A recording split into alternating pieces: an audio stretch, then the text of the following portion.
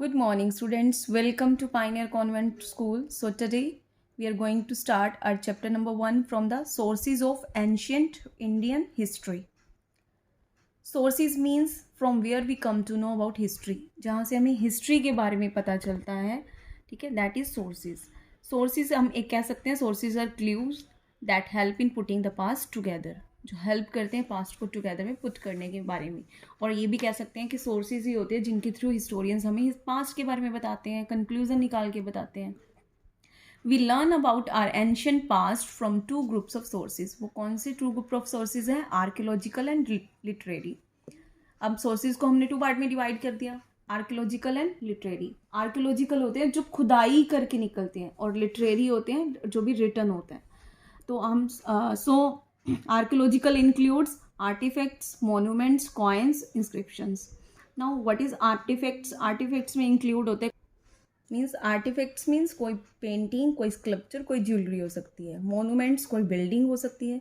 Coins आप सबको पता है. इंस्क्रिप्शन मीन्स कोई भी लिखा हुआ हो सकता है, मीन्स उस टाइम कोई भी स्टोन पर, लीव्स पर, वॉल पर या रॉक्स पर लिखा हुआ था, तो that is inscriptions. Next second is literary. अब लिटरेरी में क्या क्या इंक्लूड होता है? First of all literary means return. तो अब आपके माइंड में सबसे पहले ये क्वेश्चन आएगा कि इंस्क्रिप्शंस को फिर लिटरेरी में इंक्लूड क्यों नहीं किया गया? ये इसलिए बेटा, लिटरेरी क्या है? जब राइटिंग की डिस्कवरी हो गई, जब प्रॉपर टेक्निक यूज़ होने लगी, that is literary. But inscription क्या है? जब खुदाई करके लिखते थे उस टाइम, वो इंस्क्रिप्शन है. वो खुदाई किससे होती थी? जैसे वॉल पे लिखना, तो आप कील का यूज़ कर रहे हो, नेल का, नाइफ का, ठीक है, उस नाइफ से खोद कर लिख रहे हैं, वो इंस्क्रिप्शन है. बट लिटरेरी में तो एक राइटिंग का जब प्रॉपर टेक्निक यूज़ होने लगी, वो है हमारी लिटरेरी. इसमें क्या क्या इंक्लूड है? Religious literature and secular literature. Religious means हमारे धार्मिक ग्रंथ आ जाते हैं इसमें. सेकुलर लिटरेचर मीन्स जो क्या है, जो हमारा रिलीजियस ना हो, जो, ठीक है. अब इसमें क्या क्या इंक्लूड हो सकते हैं? ये सब सेकुलर के ही पार्ट्स हैं. आगे 3 है जो biographies, travellers accounts and chronicles. Means biographies में हम कह सकते हैं कि जैसे 2 टाइप्स की बायोग्राफी होती है, ऑटोबायोग्राफी एंड बायोग्राफी. बायोग्राफी जब हम किसी पर्सन के बारे में लिखते हैं, ऑटोबायोग्राफी जब हम अपने ही बारे में कुछ राइट करते हैं.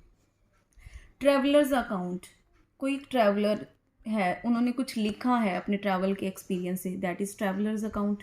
क्रॉनिकल्स जो डेट वाइज लिखा हुआ रिकॉर्ड होता है, उसको कहते हैं क्रॉनिकल्स.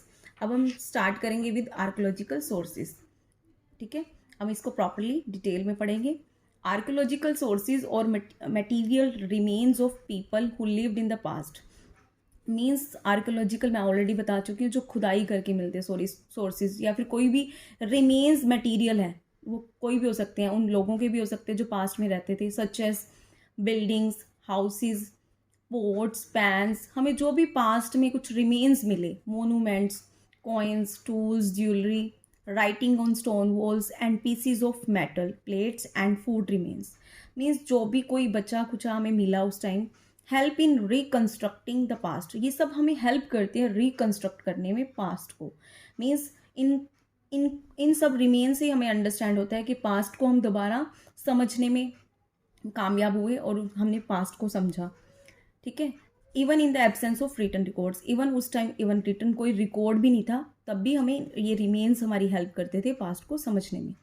सो इवन जो बरियल साइट्स हैं, that are also archaeological sources. Burial sites means जहाँ पे डेड बॉडीज़ को दबाया जाता है, ठीक है, या दफनाया जाता है, यू कैन से बरी किया जाता है. अब आप सोचोगे ये कैसे आर्कियोलॉजिकल सोर्सेज हैं? कभी भी किसी बॉडी को जब दफनाया जाता है, तो कई बार कुछ लोग कुछ मटेरियल साथ में भी दफना देते हैं. मान लो किसी ने कोई गोल्ड दफनाया है या कोई मेटल दफनाया है, तो हमें उससे क्या होगा, वहाँ के उस टाइम का, या कोई कॉइन्स है, तो हमें उसके पास्ट का पता चलेगा कि पास्ट टाइम में यही चीज़ें यूज़ होती थी, अगर हमें कोई भी थोड़ा बहुत रिमेन मिलता है तो. Archaeological sources are divided into the following. अब आर्कियोलॉजिकल सोर्सेज को इन्होंने 3 पार्ट्स में ही डिवाइड कर दिया. जैसे हमने ऊपर 4 पढ़े थे, तो इनको इंक्लूड कर दिया.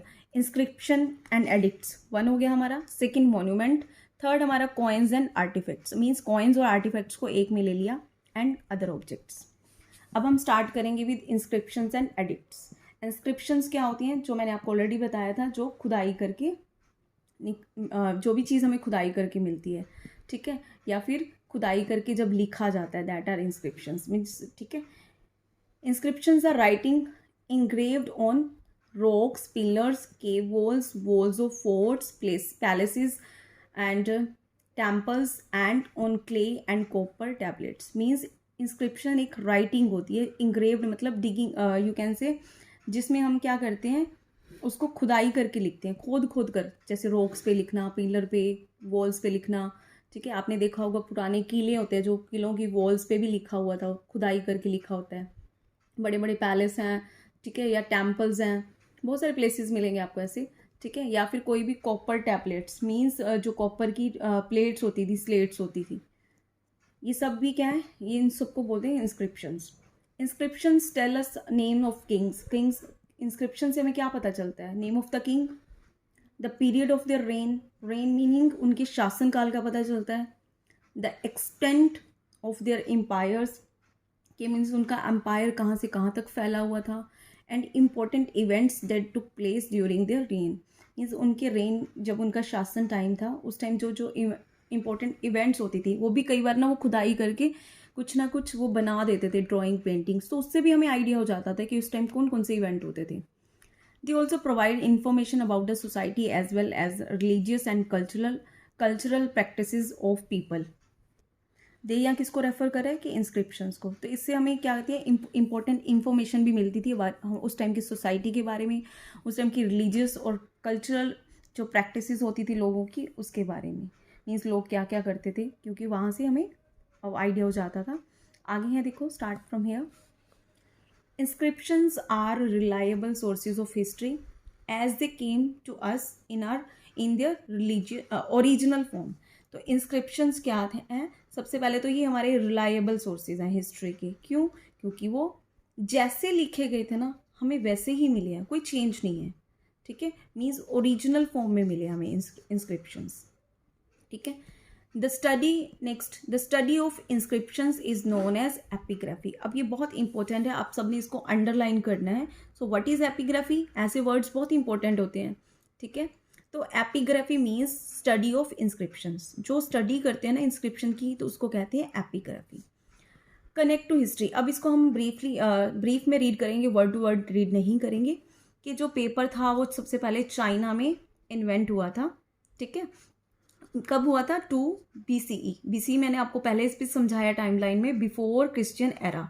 अब 2 BCE है, तो अगर हमें आज, अब क्या चल रहा है 2021, तो हमें ये निकालना हो कि 2 BC मीन्स आज से कितने साल पहले की बात है। तो आप 2 को 2021 में आप प्लस करेंगे, 2023 आ जाएगा। इट मीन्स 2023 ईयर पहले पेपर की इन्वेंशन हुई थी चाइना में। However, people in Indian subsequently continue to use traditional materials. Means उस टाइम जो हमारे इंडिया में जब पेपर इन्वेंट की बात हो रही है, तो उस टाइम तो हमारे इंडिया में तो पाम लीव्स पर यूज़ किया जाता था राइट करने के लिए, ठीक है। Paper and printing become common, but जो पेपर और प्रिंटिंग है कॉमन कब हुई? 200 ईयर्स एगो, सिर्फ 200 साल पहले ही पेपर एंड प्रिंटिंग कॉमन हुई है।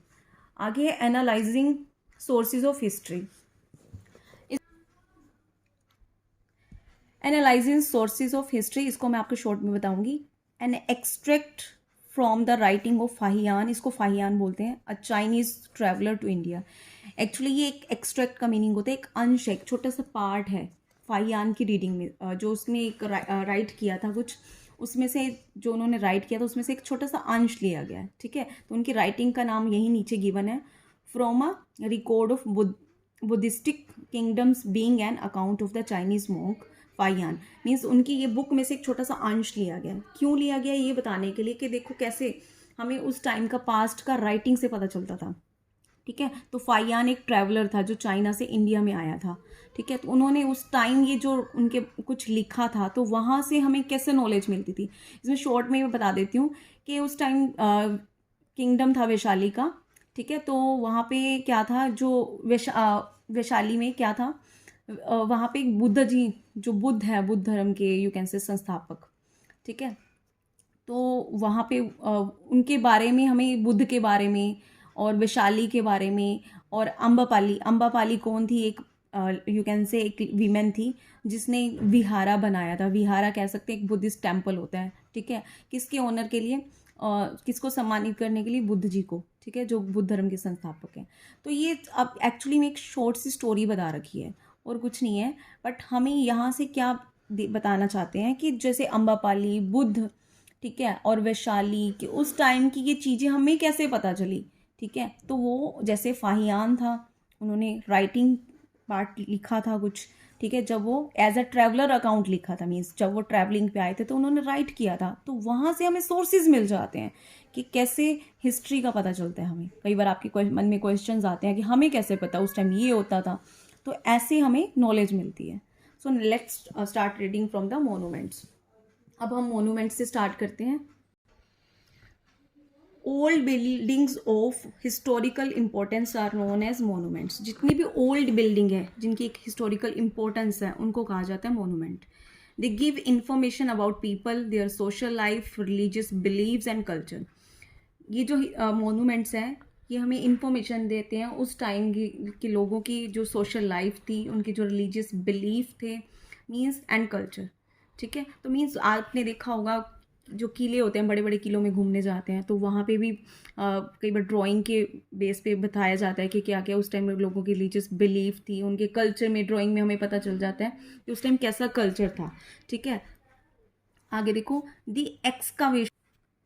The excavation at Mohenjo-daro and Harappa and other nearby sites have proved that a great civilization existed in the Indus Valley about 5000 years ago. Excavation means खुदाई से पता चला, कहाँ पे, Mohenjodaro and Harappa and other sites, जिससे हमें भी प्रूव हुआ, ये पता चला कि 5000 सालों पहले भी कि इंडस वैली में, मतलब सिंधु घाटी में भी, सिंधु घाटी के आसपास एक पूरी सिविलाइजेशन रहती थी। The ruins of temples, ruins means हमें जो अवशेष मिले टेम्पल्स के, फोर्ट्स के, पैलेसेस, स्तूपास, स्तूपास क्या होते हैं जिनके ऊपर राउंडेड रूफ होती है, टेम्पल्स ही होते हैं जो जहाँ पे बुद्ध धर्म के अनुयायी जाते हैं। And residential complexes are some monuments that make the past interesting. ये सब चीज़ें हैं जो पास्ट को इंटरेस्टिंग बनाते हैं, ये सब हमारे सोर्सेज हैं, ठीक है। ये मोनूमेंट सोर्सेज को एक्सप्लेन किया हुआ है। The stupas and temples built by Ashoka and the Gupta dynasty are important sources of history.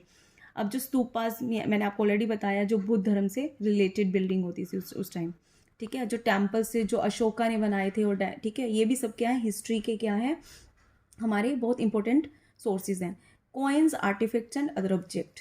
Archaeologicals have found a large number of objects such as coins, tools, weapons, pots, statues, ठीक है, seals, paintings and jewelry belonging to different periods of history. Already I told you कि सारे ये object मिले थे.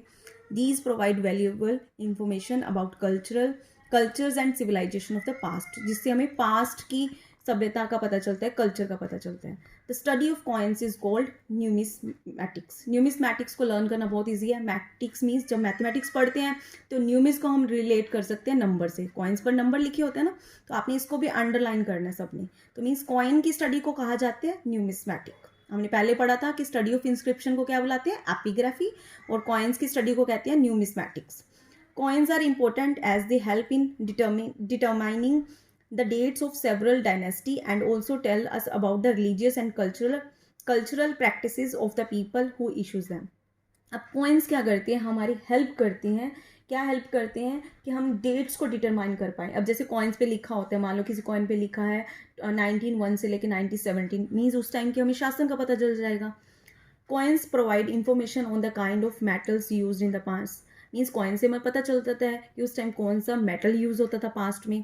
Artifacts means work of art made by humans, such as pottery, statues, tools, and ornaments. As already I told you, these artifacts also give us a lot of information about the cultural life of the people, about the past. Past के बारे में बहुत सारी information देते हैं। The specimens of sculptures found at Takshila that belonged to the period of Kanishka throw light on the beauty of Gandhara school of arts and its influence on Indian art. Means मतलब कि उस time भी ना एक Gandhara school होता था, ठीक है, गंधारा स्कूल ऑफ आर्ट होता था, जहाँ पर सिर्फ क्या सिखाया जाता था, आर्ट सिखाया जाता था, और उसका इन्फ्लुएंस आज भी हमारे इंडियन आर्ट में देखने को मिलता है। अब जैसे आप कोई भी आर्ट यूज़ करते हो तो आपको पता होना चाहिए कि इसका सोर्सेज क्या था, कहाँ से आया था ये, ठीक है। तो that's why we study about history. तो so students, today we have read sources up to coin, artifacts and other objects. In our next video we will be reading about the literary sources. Thank you. Have a nice day.